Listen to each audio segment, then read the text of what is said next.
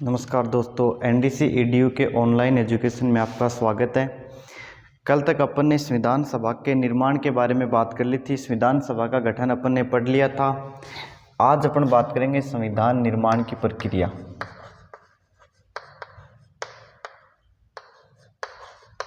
संविधान निर्माण, संविधान सभा की कार्य प्रणाली और संविधान निर्माण के बारे में बात करेंगे।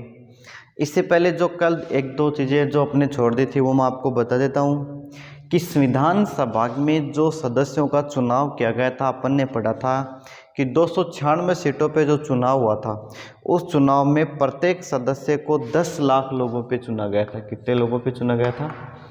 10 लाख लोगों पे, यानी एक सदस्य का चुनाव वो 10 लाख लोगों पर वहाँ पे किया गया था। अब अपन बात करते हैं संविधान निर्माण के बारे में या संविधान सभा की कार्य प्रणाली के बारे में। तो संविधान सभा का गठन होने के बाद में संविधान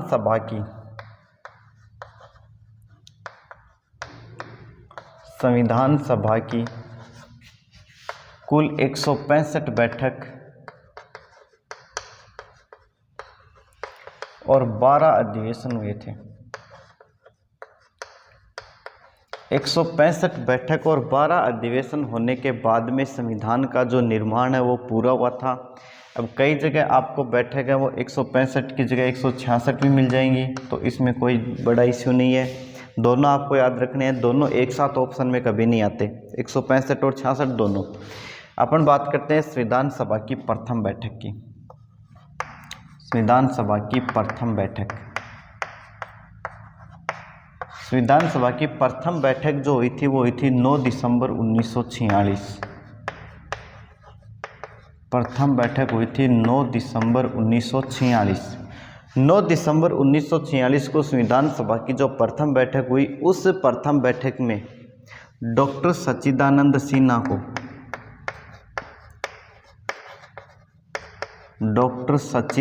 सिन्हा को संविधान सभा का अस्थायी अध्यक्ष नियुक्त किया गया। संविधान सभा का अस्थायी अध्यक्ष। अब देखो, बात यह होती है कि संविधान सभा का अस्थायी अध्यक्ष है वो डॉक्टर सच्चिदानंद सिन्हा को नियुक्त क्यों किया गया? क्योंकि ये संविधान सभा के जो सदस्य थे, उन सदस्यों में से सबसे वयोवृद्ध सदस्य थे।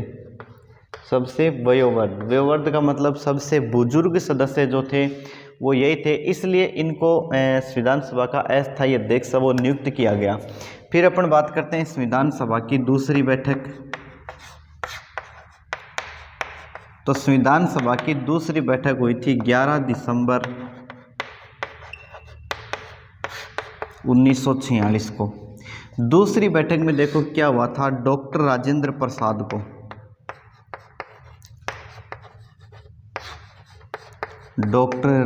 प्रसाद को संविधान सभा का स्थायी अध्यक्ष चुना गया।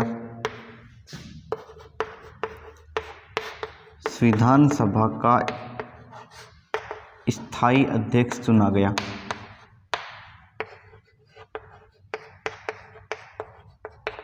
और एच.सी. मुखर्जी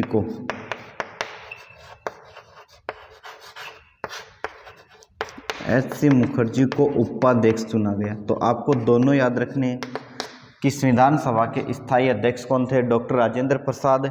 और संविधान सभा के उपाध्यक्ष कौन थे? एच.सी. मुखर्जी।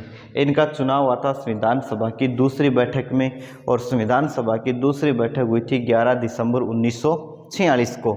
इसके बाद में अपन बात करते हैं संविधान सभा की तीसरी बैठक। तीसरी बैठक हुई थी 13 दिसंबर 1946 को। तीसरी बैठक कब हुई थी? 13 दिसंबर 1946 को। तीसरी बैठक के बारे में हम बात करें तो इस तीसरी बैठक में पंडित जवाहरलाल नेहरू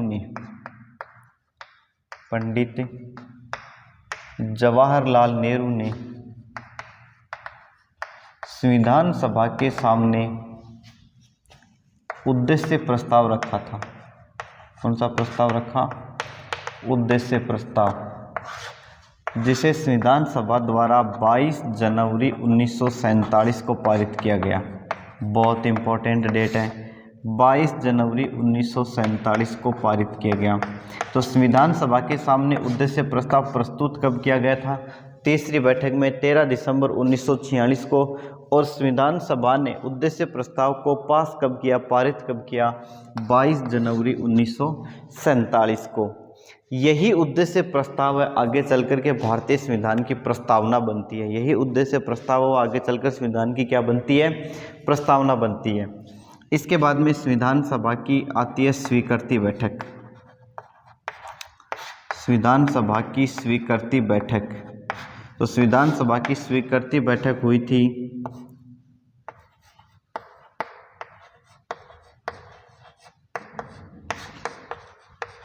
25 नवंबर 1949।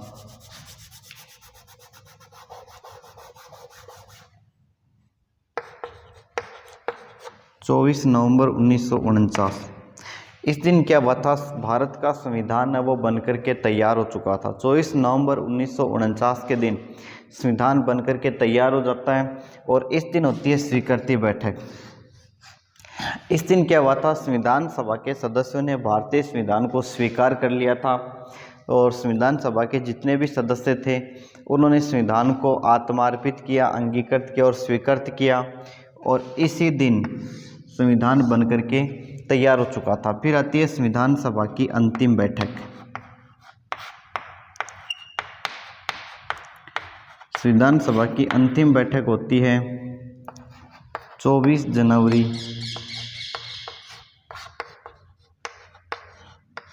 1950। 24 जनवरी 1950। इस दिन देखो क्या हुआ था?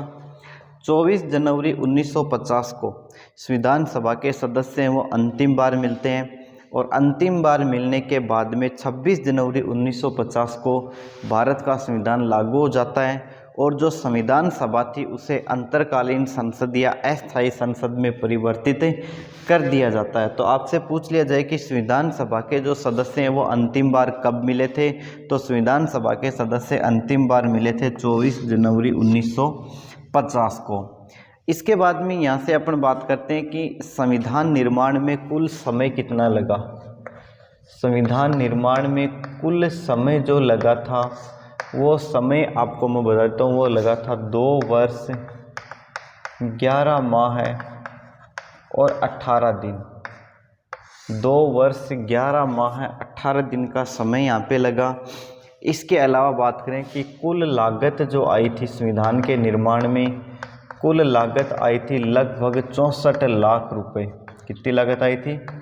लगभग 64 लाख रुपए।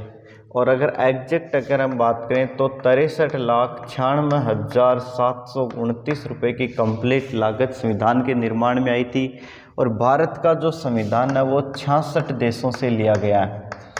भारत का संविधान है वो कितने देशों से लिया गया है? 66 देशों से लिया गया है। इसीलिए भारतीय संविधान को कहते हैं उधार का थैला। भारतीय संविधान को क्या कहते हैं? उधार का थैला। इसके अलावा संविधान सभा के जितने भी सदस्य थे, संविधान निर्माण करने वाली जो संविधान सभा थी उसके जितने भी सदस्य थे, सबसे ज़्यादा सदस्य उसमें थे वकील। अधिकांश सदस्य क्या थे? वकील। और इसीलिए संविधान को कहते हैं वकीलों का स्वर्ग।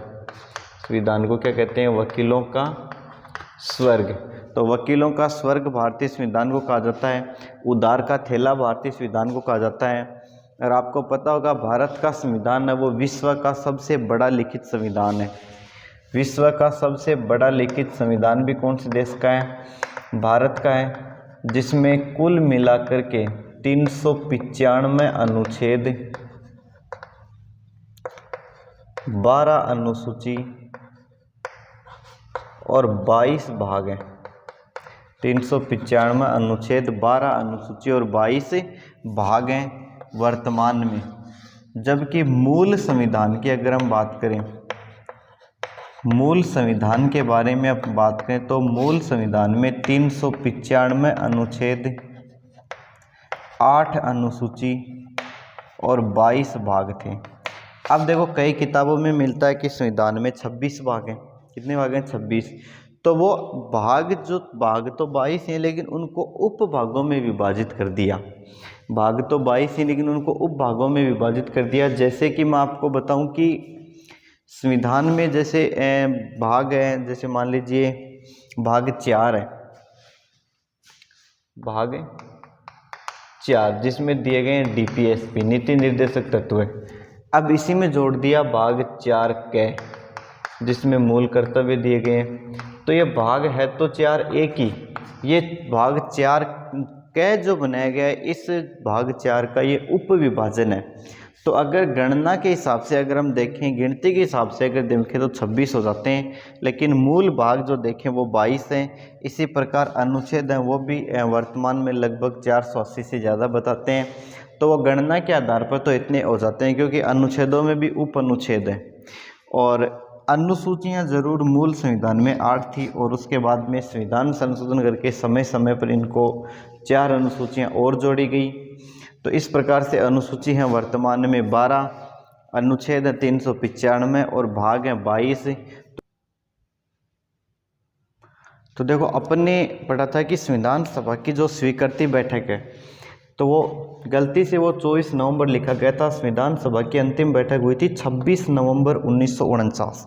26 नवंबर 1949 के दिन भारतीय संविधान वो बनकर के तैयार हो गया था, और इस दिन संविधान सभा की स्वीकृति बैठक हुई थी, और संविधान सभा के सदस्यों ने भारतीय संविधान को स्वीकार कर लिया था, आत्मार्पित कर लिया था, अंगीकृत कर लिया था। जैसा कि प्रस्तावना में आप पढ़ते हैं ना कि हम भारत के लोग भारत को एक संपूर्ण प्रभुत्व संपन्न लोकतांत्रिक पंथ निरपेक्ष गणराज्य बनाने के लिए एतद द्वारा आज संविधान सभा में 26 नवंबर 1949 मिति मार्गशीर्ष शुक्ल सप्तमी विक्रम संवत 2006 के दिन संविधान को आत्मार्पित, अंगीकृत एवं स्वीकृत करते हैं। तो संविधान सभा की जो स्वीकृति बैठक हुई थी वो हुई थी 26 नवंबर 1949 को। और मैं आपको बता देता हूँ, देखो 26 नवंबर 1949 के दिन संविधान बनकर के तैयार हो गया था, लेकिन संविधान लागू जो हुआ था वो हुआ था 26 जनवरी 1950 को। अब देखो बात ये कि अगर संविधान बनकर के 26 नवंबर को तैयार हो गया तो 26 जनवरी को लागू क्यों किया गया?